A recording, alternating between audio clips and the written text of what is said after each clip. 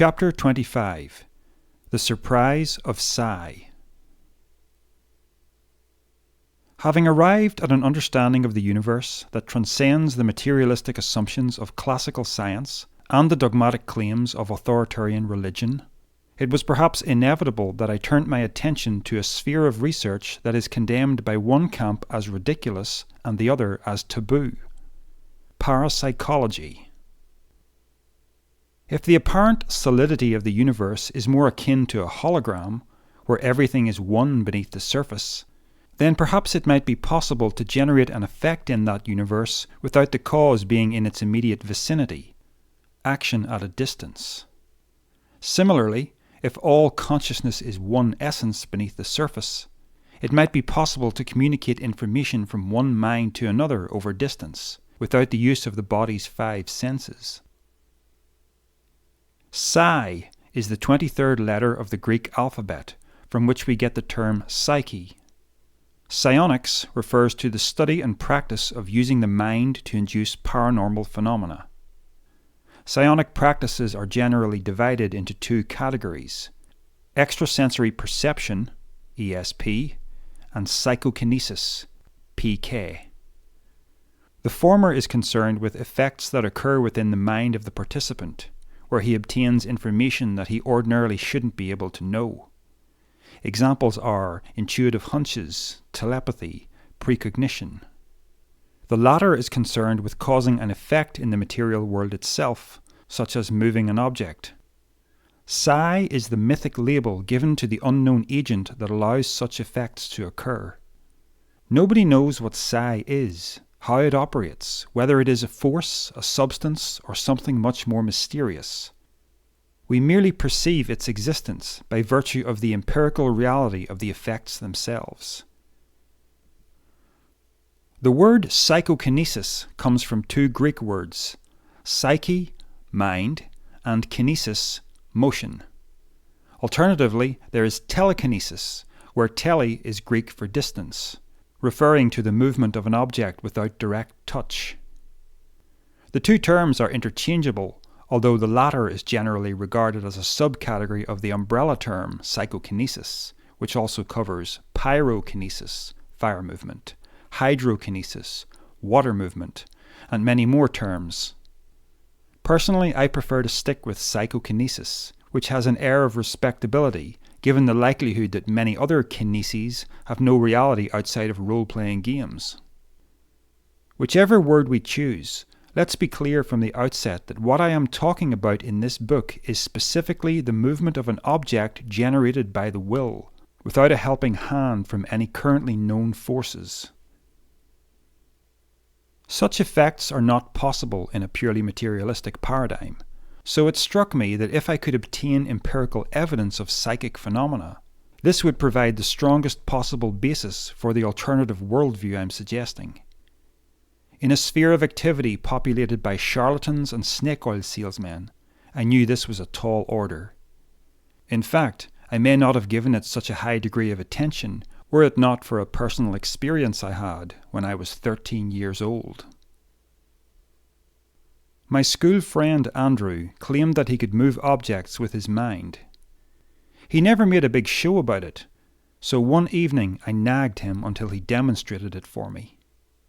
If he had been intending to create a hoax, his ability to do so was hampered by the fact that I gave him no opportunity to plan.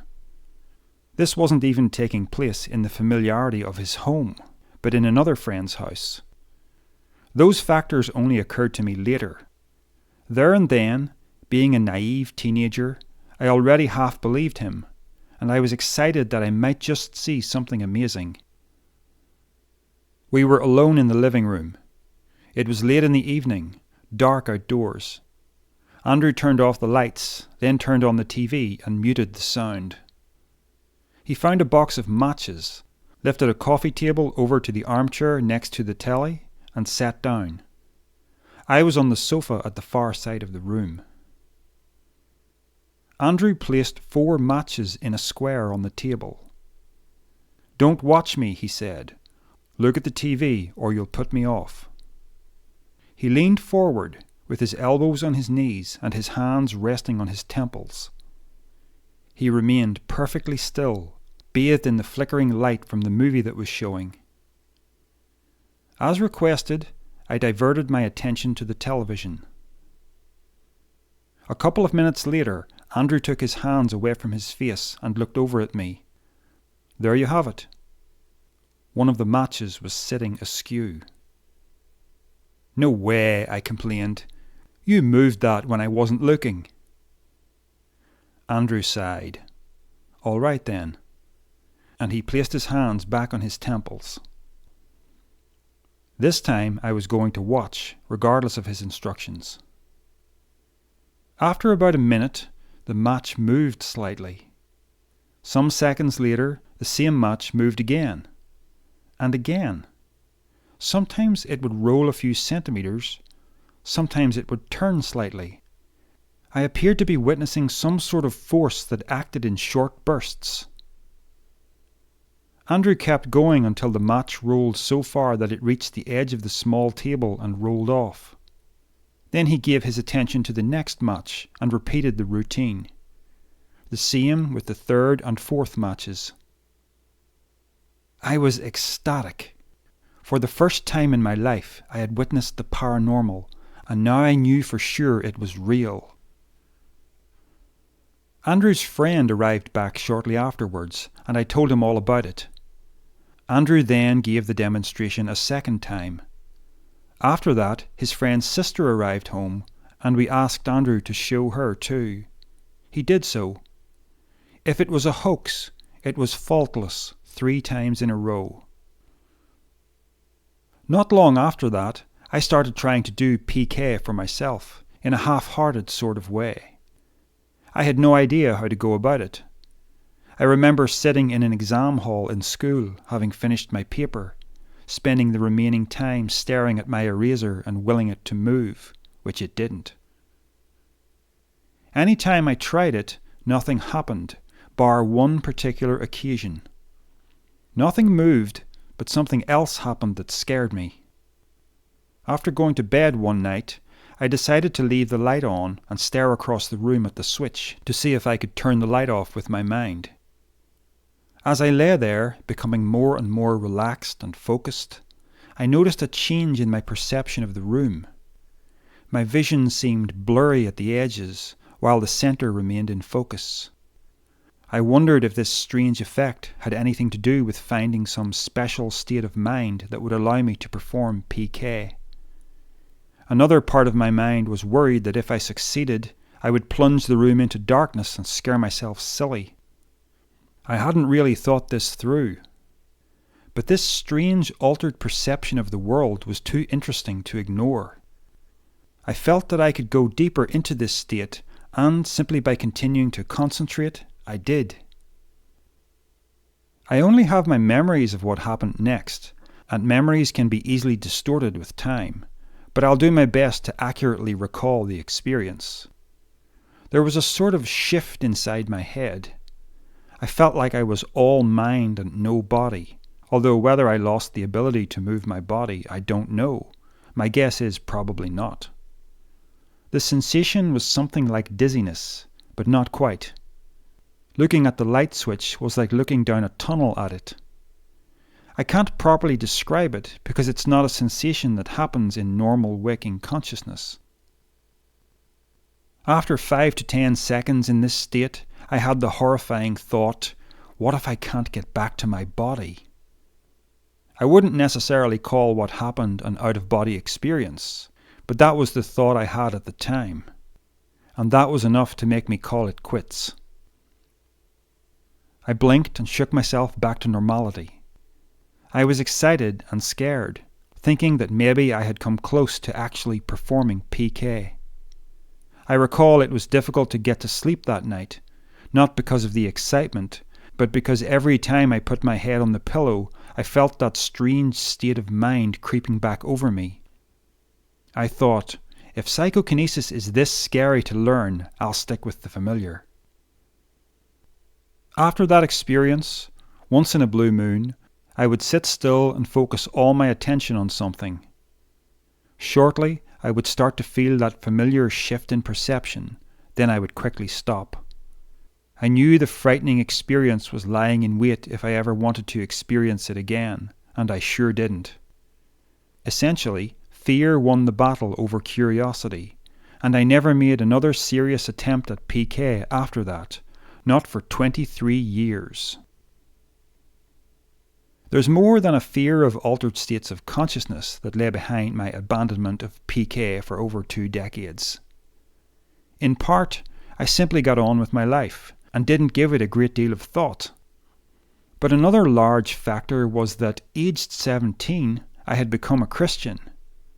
It wasn't until I finally shed myself of this, as well as materialistic atheism in my mid-30s, that I finally became interested. Since I don't have a Christian worldview, I'm not predisposed to viewing paranormal abilities as originating from God or Satan. The word paranormal is also widely misunderstood as synonymous with supernatural. But the prefixes para and super do not carry identical meanings. The Greek para means beyond, and so paranormal refers to whatever phenomena lie outside of science's current ability to explain. This does not mean that such phenomena will never be explained, or that they are not real. By contrast, the Latin supra, from which we get super, means above. Supernatural refers to that which is above nature, not subject to its laws. The supernatural may break nature's laws without apology, whereas the paranormal exists in harmony with them. For instance, if something like levitation were conceived of as supernatural, no energy would be required to perform such a feat. However, if it were viewed as paranormal, it would require a great deal of energy, because the force of gravity must be overcome with an opposing force. If there ever turns out to be any truth to such a phenomenon, I would side firmly with the latter perspective. As a non-religious person, I do not believe in the supernatural, nor do I see any evidence of the genuinely miraculous. The paranormal is quite another matter. There is only one coherent, multidimensional reality, including the small fraction of it that we comprehend and label science. When something that has been classified as paranormal becomes better understood, then it ceases to be paranormal and joins the ranks of the normal. Demonstrating a walkie-talkie in the 17th century would have been paranormal back then, wouldn't it? Furthermore, the religious authorities might have drowned you in the lake for practicing witchcraft. When a phenomenon is classified as paranormal, it usually joins the ranks of the forbidden, if you're religious, or the ridiculous, if you're scientific. This gives you a bias about what it is before you've even investigated it. If PK is a reality, it must be admitted that dabbling in such a phenomenon is a leap into the great playground of the unknown. The big question is, how much of a leap is it safe to take? To my astonishment, I learned that Andrew paid a price for his own journey into the occult. I have no idea how great a leap he took, or what practices he was into specifically, but there was a cost involved that he never saw coming. I don't share Andrew's present Christian convictions, but I will share with you what he went through in his own words. Quote, "The stuff I was into came back to haunt me, so I have no issue believing that there is a whole spiritual science that we in the West have little knowledge of. Is there another world out there? Sure. The Bible's pretty clear that it exists, and you only have to look at any of the thousands of New Age mysticisms, or indeed Old Age ones, to see that. The problem is that man is too fallen to play with them beyond a certain level. I came to understand some of the power I was actually playing with. Went through a messy period of demonic intervention, terrifying until I learned to cling to the promises of God. Is it possible that there are things you can do beyond the physical experience that will have no effect on your salvation? Possibly. Probably even. Do I know where the line is? Hell no." End quote. When I quizzed Andrew for more details, he provided the following startling clarification, emphasis mine. Quote, "Suffice it to say that I had a few hitchhikers for the sins of my youth, and they were a bit upset about the Christian path I was taking. Life turned distinctly unpleasant for a few weeks. Eventually I had an intervention, where I got the elders to pray for me, and a couple of folks who had experience invited me over and prayed it through. The garden at the front of their house burst into flames. You see, when you play with those sorts of forces, you invite them into your life. It's not possession, but they have their claws in you anyway, and you often have no idea what you are inviting to stay when you mess with it. It doesn't require you to believe in God or any religion, but the invite is there nonetheless." End quote. Obviously, I can't report a startling claim like this as if it constitutes evidence. But speaking for myself, I simply have to take my friend seriously. That said, the sheer convenience of the fire erupting outside the house, where it would destroy the shrubs but not the sofa, isn't lost on me, and makes me wonder if Andrew was being sold a little snake oil. I simply don't know. All things considered, it makes me cautious, but not so cautious that it kills my curiosity. It may seem like I'm disregarding Andrew's experience by ploughing ahead with my own psychic experiments, but his warning is well taken. In our tendency to dabble, I think it's important that we take note of the advice and warnings of others who have gone before. My experiments into PK are based on the complete absence of any accounts of harm resulting from this specific practice.